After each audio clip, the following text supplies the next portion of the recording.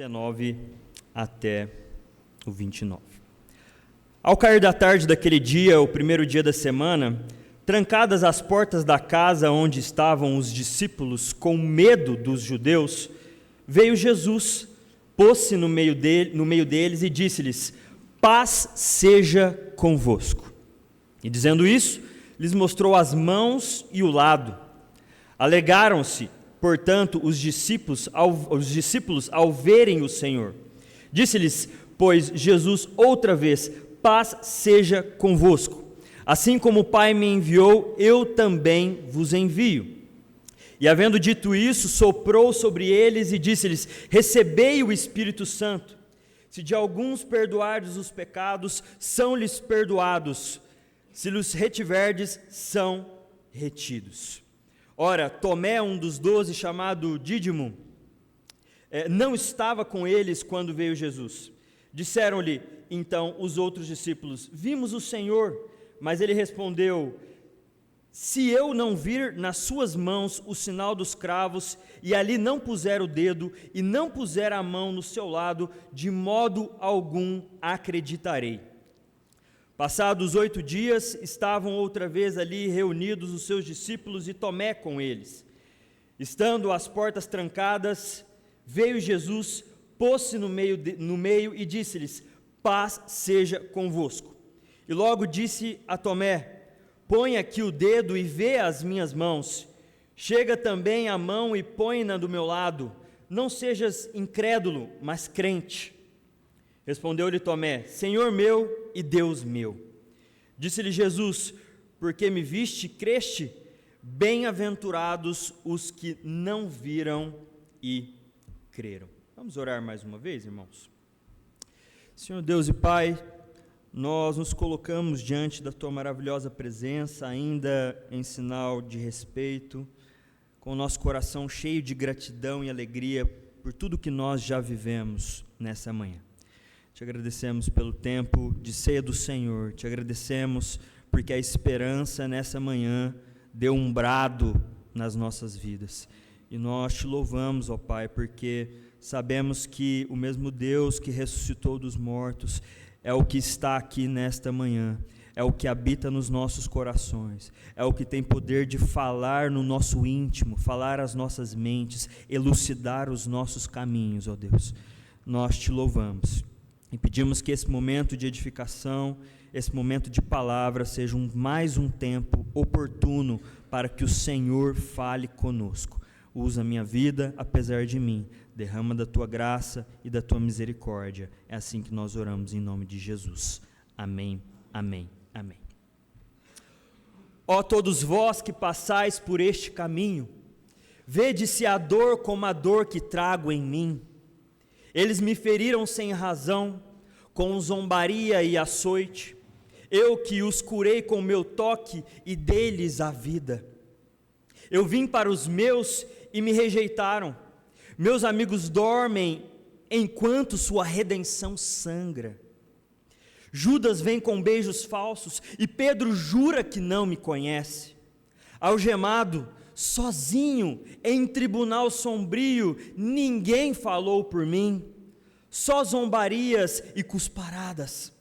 Colocaram uma coroa de espinhos em minha fronte e zombaram: salve o rei dos judeus. Pregaram-me em madeira, levantaram-me ao sol, onde o céu ficou em silêncio, e mesmo ali clamei por eles: Pai, perdoa, pois não sabem o que fazem. Fome, sede, vergonha, agonia, tudo aceitei com amor profundo. Meu lado aberto e dele flui sangue e água, vida para o mundo. Então silêncio. 3 dias de silêncio sepulcral. Mas no romper da aurora, a pedra rolou, a morte perdeu seu domínio. Levantai-me, ó Cristo, vivo para sempre. Agora, ó alma, por que temes? Teu Senhor venceu a escuridão, a cruz foi o caminho, mas a coroa é a herança dos santos. Agora, ó alma, por que temes? Irmãos, o medo muitas vezes, na nossa jornada, na nossa história, é um instrumento poderoso para nos paralisar. O medo na jornada da vida é de fato paralisante. Ele pode paralisar o nosso avanço, o nosso progresso. Ele pode nos impedir de avançar em caminhada, em peregrinar. Ele pode nos impedir de nos posicionar. O medo, muitas vezes ao longo da história, inclusive, foi usado como uma ferramenta de controle social, tamanha eficácia do seu poder no coração do homem, no coração do povo. O medo, de fato, muitas vezes invade a nossa história, a nossa trajetória. Todos nós experimentamos em alguma medida do medo. E talvez um dos nossos maiores medos, e também aquele que é o nosso maior, aquela que é a nossa maior inimiga, seja a morte. Mesmo que você não tenha medo da sua própria morte, talvez você teme a morte, o fim da vida daqueles que você ama, daqueles que estão com você. O medo nos encontra em muitos momentos da nossa jornada. E hoje é Páscoa. E a nossa Páscoa, diferente do que aquilo que o mundo vive, é uma Páscoa que não celebra um coelho, uma imagem, é uma Páscoa que não se utiliza da propaganda comercial para a venda de um produto delicioso como o chocolate. A nossa Páscoa, ela é a ressurreição da vida. A nossa Páscoa é um Deus que vence o nosso maior medo, a nossa maior inimiga. E o Evangelho de João talvez seja um dos evangelhos escritos que mais possam representar o grande significado do que é a Páscoa e do que é a ressurreição de Jesus Cristo. Você deve se lembrar que o evangelista João está muito preocupado quando ele escreve o Evangelho, de nos mostrar, de me mostrar, de te mostrar que Jesus Cristo não era simplesmente um profeta, não foi simplesmente um homem mortal que existiu, um grande filósofo, nem mesmo um grande teólogo, mas o grande intuito do Evangelho de João é mostrar a mim e a você de que o próprio Deus se fez carne e habitou no nosso meio. Por isso, nós podemos olhar para o Evangelho de João e compreendermos a dimensão da ressurreição do Filho de Deus e como essa ressurreição pode te livrar, me livrar, nos livrar do medo. Deixe sua Bíblia aberta, a partir do versículo 19 até o versículo de número 23 que nós lemos, o Evangelho de João relata como foram os primeiros momentos após a ressurreição de Jesus Cristo. Ele vai dizer no versículo 19: ao cair da tarde daquele dia, o primeiro da semana, trancadas as portas da casa onde estavam os discípulos, com medo dos judeus, veio Jesus, pôs-se no meio e disse-lhes: paz seja convosco. E dizendo isso, lhes mostrou as mãos e o lado. Alegraram-se, portanto, os discípulos ao verem o Senhor. Disse-lhe, pois, Jesus outra vez: paz seja convosco. Assim como o Pai me enviou, eu também os envio. E havendo dito isso, soprou sobre eles e disse-lhes: recebei o Espírito Santo. Se de alguns perdoardes os pecados, são-lhes perdoados, e lhos retiverdes, são retidos. Perceba que os primeiros instantes depois da ressurreição de Jesus Cristo, quando o próprio Filho de Deus vai ao encontro dos seus discípulos nos quais ele havia passado tanto tempo ensinando, pregando, dizendo aquilo que haveria de acontecer com o seu corpo físico mortal, mas também tudo aquilo que essa morte física, esse momento onde ele precisa ter aflições no seu corpo, até padecer em morte, mas que também refletiria numa perspectiva, numa esfera espiritual. Esses discípulos estão amedrontados, Esses discípulos estão com medo, mesmo conhecendo a história, mesmo ouvindo a palavra de Jesus, mesmo caminhando com o Senhor diante do seu ministério, esses discípulos estão trancados, com medo dos judeus e do império. É bem verdade que, de fato, a perseguição era extrema naquele contexto. Tem um filme maravilhoso na Netflix chamado Ressurreição, que ilustra um pouco, numa perspectiva histórica, daquilo que foram os momentos após a morte de Jesus Cristo e como o império lidou com isso. O medo de uma mensagem de ressurreição se alastra diante do contexto naquela época, e muitos então guardam o sepulcro. É estabelecida uma guarda diante do sepulcro, porque existia um medo de que os discípulos levassem o corpo de Jesus e dissessem que de fato ele havia ressuscitado. E é interessante porque esses discípulos têm medo dos judeus, medo de morrer, mas não somente medo de morrer, nós podemos ir além nesse medo dos discípulos. Talvez você já tenha passado um momento na sua história, na sua vida, em que você deu muito valor a algo, ao ponto de brigar por aquilo, ao ponto de sofrer por aquilo, ao ponto até de planejar o restante da sua história, da sua vida, por algo, por aquilo que você tem, que você estava vivendo, que você estava experimentando. E quando o tempo passa, você percebe, quando olha para trás, que depositou o seu coração em algo que talvez não valia tanto a pena, algo que não fazia tanto sentido. Você percebe que se desgastou sobremaneira sobre um período da sua vida, um período na sua história, sobre algo que aconteceu com você, sofreu, brigou, planejou, sonhou, por algo que hoje você olha e vê que não fazia tanto sentido assim. Não deveria tomar tanto o seu coração. É exatamente isso que permeia a mente dos discípulos nessa situação. Será que eu vivi algo sem sentido? Será que eu depositei tempo? Será que eu abri mão do meu emprego? Será que eu abri mão da minha própria vida para caminhar com um homem que no final das contas morreria e me deixaria à mercê dos judeus, à mercê do império, experimentando ainda de consequências que perseguiria a vida deles, que nos perseguiria para o resto da nossa jornada?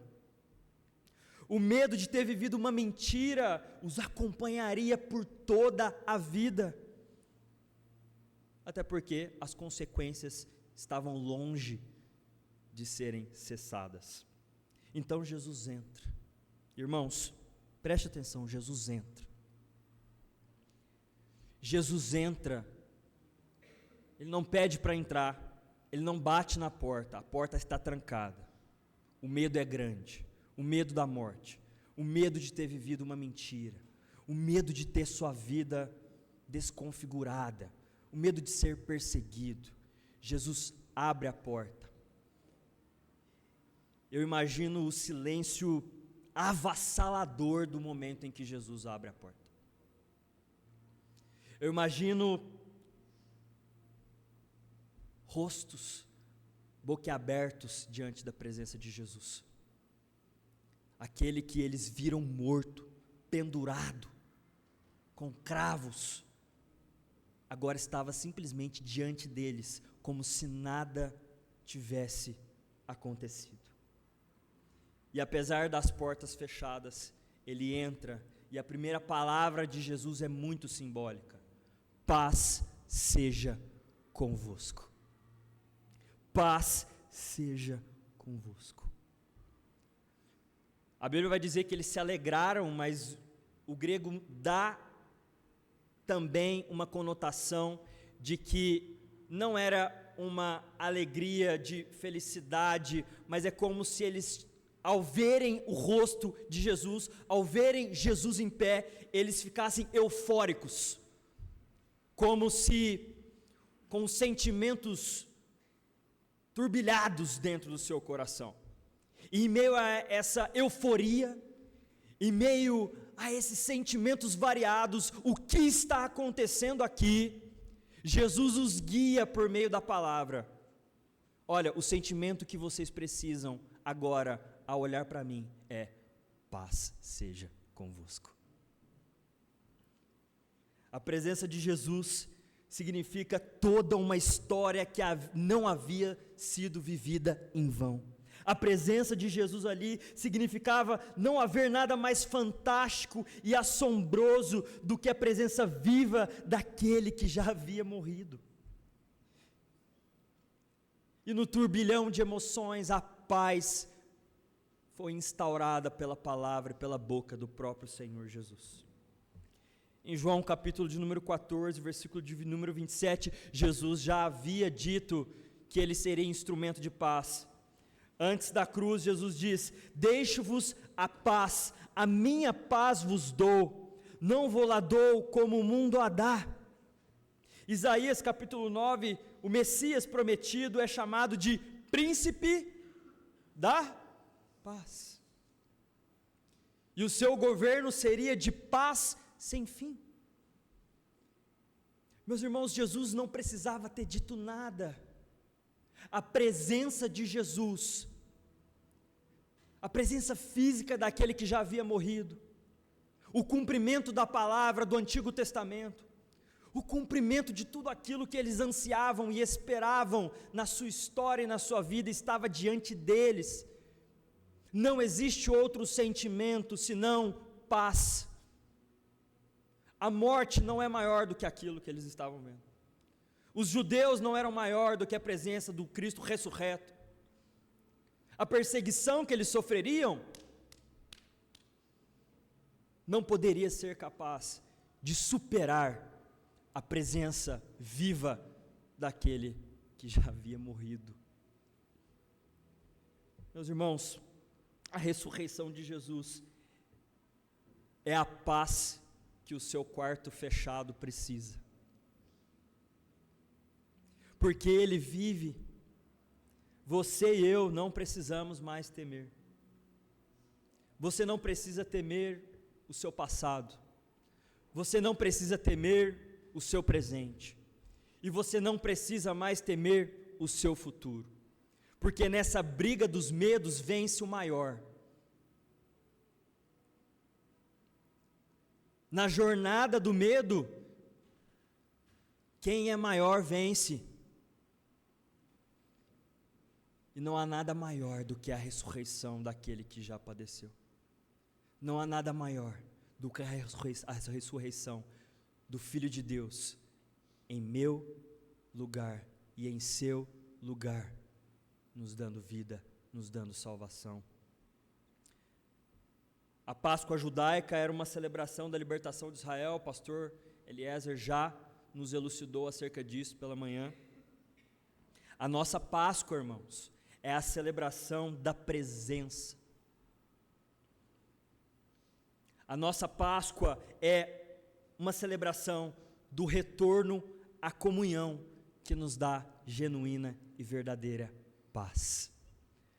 Quando nós tomamos da ceia pela manhã, nós precisamos nos lembrar que todos os momentos no Antigo Testamento, depois no Novo, em que era celebrado o retorno à comunhão com Deus, uma comunhão quebrada, lá no Gênesis capítulo 3, eles envolviam comida, eles envolviam banquete.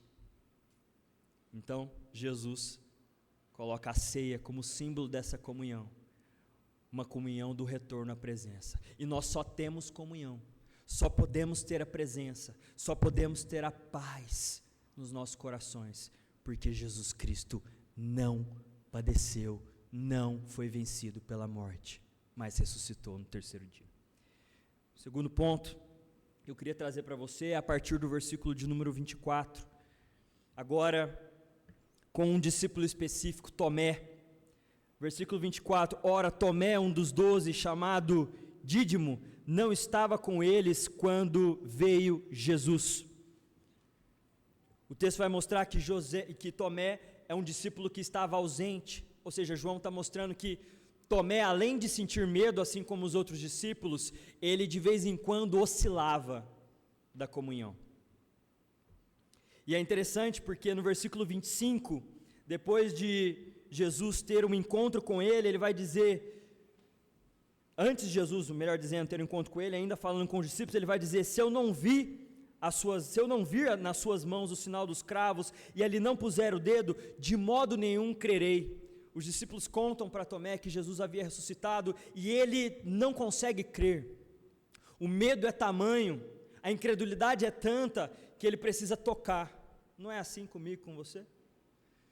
Muitas vezes na nossa jornada, na nossa caminhada, o medo toma conta do nosso coração, e para que nós possamos crer que nós de fato veremos uma luz no fim do túnel, nós precisamos de movimentos sensoriais na nossa vida. Eu preciso ver alguma coisa, eu preciso entender alguma coisa, antes de dar um passo de fé. Então ele fala que de modo nenhum ele vai crer, porque ele precisava tocar. E Tomé aqui deseja então provas sensoriais. É como se ele dissesse, eu preciso tocar nas feridas para crer no Cristo. Versículo 26, passado 8 dias, estavam outra vez ali reunidos os seus discípulos, e Tomé com eles. Estando as portas trancadas, veio Jesus, pôs-se no meio deles e disse, paz seja convosco. Perceba o padrão novamente, portas fechadas. Jesus já havia aparecido, Jesus já havia dito que a paz estava com eles, mas mais uma vez eles trancam as portas. Mais uma vez as portas estão trancadas pelo medo, pela incredulidade. Não é possível que esse homem de fato ressuscitou. Será que nós vimos uma miragem?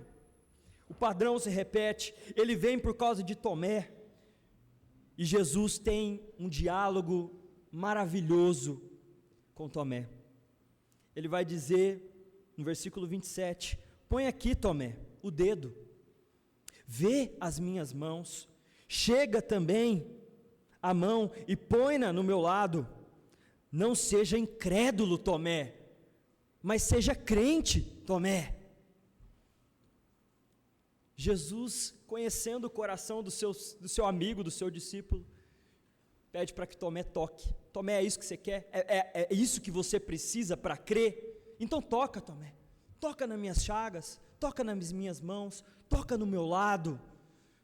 Jesus não ouviu que essa era a condição de Tomé em outro momento, mas Jesus sabia que Tomé precisava disso para de fato crer e experimentar da paz que a ressurreição de Cristo pode trazer. Meu irmão, minha irmã, o Senhor conhece seu coração, o Senhor conhece o meu coração, e Ele sabe como encontrar a chave do seu coração, Ele sabe como Ele precisa fazer, o que Ele precisa fazer para que você se renda, para que você creia, para que você de fato tenha fé. Mas Ele não amacia para o nosso lado, assim como Ele não amaciou para o seu amigo Tomé. Tomé, você tocou, você viu, eis-me aqui, paz seja convosco, deixe de ser incrédulo e seja crente. Deixe de ser incrédulo e seja crente. Eu satisfiz o seu desejo, satisfiz a sua condição, mas a partir de agora, Tomé, eu estou vivo, e você precisa viver a partir dessa realidade. Deixe de ser incrédulo e seja crente. Meus irmãos, a ressurreição é um instrumento de preservação da nossa fé. É porque a ressurreição de Jesus é uma realidade, foi uma realidade, é que a presença dele é real nas nossas vidas. É por isso que a nossa fé ela permanece, é por isso que nós ainda somos cuidados pelo Senhor. Mas nós precisamos deixar de ser incrédulos e viver uma vida de crente, viver uma vida que crê e vive todos os dias, sabendo que o Filho de Deus não ficou pendurado no madeiro, não está no sepulcro, mas de fato ressuscitou e está nas nossas vidas, presente em todos os momentos. A resposta de Tomé é maravilhosa: Senhor meu e Deus meu. Aquele que era incrédulo, aquele que precisava tocar, aquele que precisava de aspectos sensoriais para crer, precisava fazer sentido na cabeça, agora ele olha para Jesus e diz, e ele é o primeiro a dizer isso: Senhor meu e Deus meu. Jesus Cristo é o Deus encarnado, é o Filho de Deus, que morreu, mas ressuscitou ao terceiro dia. Tomé finalmente enxerga e compreende aquela realidade. Irmãos, essa frase não é uma repreensão a Tomé, quando Jesus no versículo 29 traz que bem-aventurados os que não viram e creram, depois de Tomé o confessar como Deus. Mas essa frase, ela é uma bem-aventurança escatológica no versículo 29. Jesus não está repreendendo Tomé, dizendo, bem-aventurado aqueles que não vê e crê. Tomé, você foi um incrédulo, você precisou tocar. Mas ele está dizendo, olha, Tomé, existirão pessoas a partir de agora que talvez não vão me ver. Existirá uma igreja fundada e firmada na rocha, e a rocha não é Pedro, a rocha é a confissão de Pedro. Jesus Cristo é o Senhor, Jesus é o Cristo, e estes não verão, mas eles vão crer. E bem-aventurados, bem-aventurada a igreja que crê na ressurreição de Jesus Cristo, mesmo sem ter tocado nas suas chagas. Bem-aventurados aqueles que de fato confessam Jesus Cristo, para a glória de Deus Pai. É uma bem-aventurança, é uma proclamação escatológica de Jesus. E para que nós terminemos, em primeiro lugar, a ressurreição de Jesus traz paz ao nosso coração. Se em segundo lugar, a ressurreição de Jesus, ela mantém a nossa fé, ela preserva e sustenta a nossa fé. Em terceiro e último lugar, versículos 21, 22, 30 e 31, a ressurreição é o começo da nossa missão nessa terra. Versículo 21, disse-lhes, pois, Jesus outra vez, paz seja convosco. Assim como o Pai me enviou, eu também vos envio. A paz declarada por Jesus não é apenas um reconforto espiritual, é a base para uma nova vocação. Ele repete, paz seja convosco, e imediatamente transforma discípulos assustados em apóstolos comissionados. Irmãos, a missão da igreja nasce na própria missão do Filho. Assim como o Pai me enviou, eu também vos envio.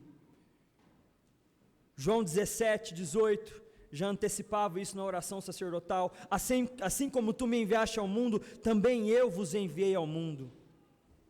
Esse é o momento em que discípulos deixam de ser apenas seguidores e tornam-se embaixadores de Cristo, do Cristo ressuscitado.